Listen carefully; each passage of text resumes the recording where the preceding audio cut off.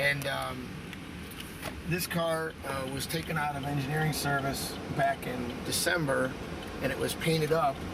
You can see the dashboard's got painted on graining, so it looks like a production car. Most of the engineering cars are just shiny. They don't have any graining in them. Right, okay, I see. It's pre-production tooling.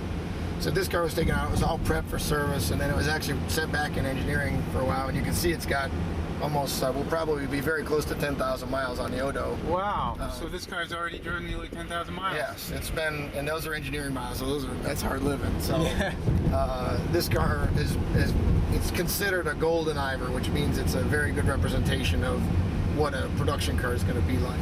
Oh, okay.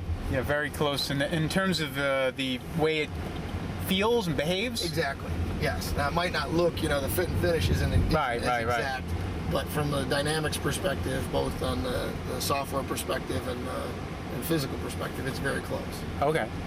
Now, right now, you guys, this car is not charged at the moment, I would imagine, right? Tony did put a little bit in the back by using mountain mode, and that's something that we use consider. But as you can see, it's just a couple miles, just so you guys can get the experience of. I'll let you kids hear it.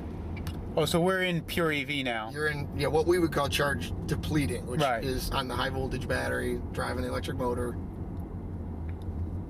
Nothing's going on except for electrons coming out of the battery. Totally silent. Yes. Smooth. I'm gonna turn this back on. Yeah, that's fine. Yeah, that's okay. But I always like to have you guys hear it. Are we in the econo mode? No, I've got it in comfort mode. Okay.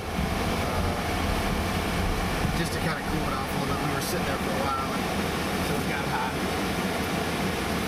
How do you like using these capacitive buttons? Are they?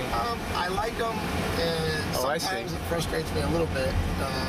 But I think it's because I can't hear the button just because I don't have that great hearing to begin with. So I don't think it's got to do with the button. So you're not sure? Like I just touched that fan and it went down a little bit. Yeah. So again, I think it's working. I'm just not used to it. So. But I like the displays actually. Yeah, that's a beautiful, bright, nice, crisp screen, and it's a bright, sunny day, and you can still see it beautifully. It's not. We've driven this car.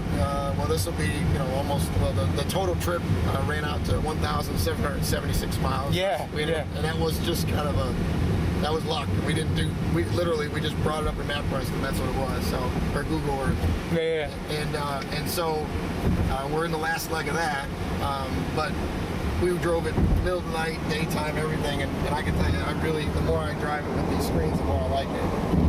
What do you do with this now? You just hate this one. Now, have you seen this screen with the battery on this side and then the efficiency gauge right here? Yeah, I've seen it before, but so watch, I'll accelerate really hard. That's wide open throttle. See how it goes up and turns yellow? Yeah. Hang on, guys. You hanging on? Hang on. You're okay. Whoa. So great braking. See how it goes all the way down and turns yellow? Yeah. And that's based on experienced engineers. That ball is spinning, and you want to keep it in the leaves, and that's when you know that you're getting the maximum efficiency from the vehicle. Okay. Right. So anytime, but when you slam the brakes, then you're going into the disc as opposed to the regen. You're driving through the regen. Right. Exactly. Right. The map. Yeah, it looks good. So now we're at 55 miles an hour, and so people are concerned that if you step on it from 50, 60 towards 80, you lose something. What do you think?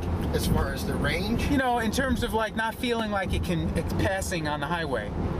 Like give me a... Okay, so that's very acceptable. I mean, it's wow, and then we just hit 80. There we go.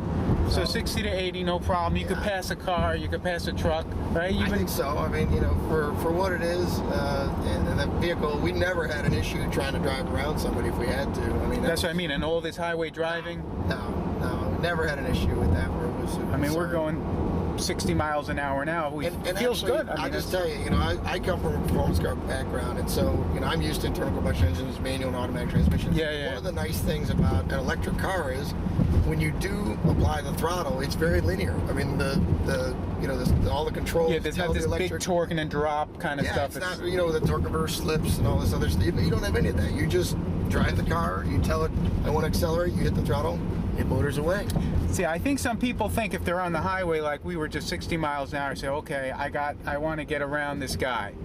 and so they want to step on the accelerator and feel that whine as it revs up. You know, the torque. You know, you shift down a gear. Well, and it is. We've had a fair amount of people drive, you know, not on the highway, but in situations where they can accelerate. And in general, they drive it. And they're like, oh, it doesn't feel that bad, you know. And then they look down at the speedometer and they're like, whoa. Whoa, yeah. That's right. And it's because they're so used, like you said, to hearing the engine go. Exactly. You know? It's an expectation that's not necessary. Yeah, and you don't hear anything, especially if we had the air conditioning off and we're just sitting here and then you accelerate. All you hear is this little whine, and the thing just lurches forward. Thanks.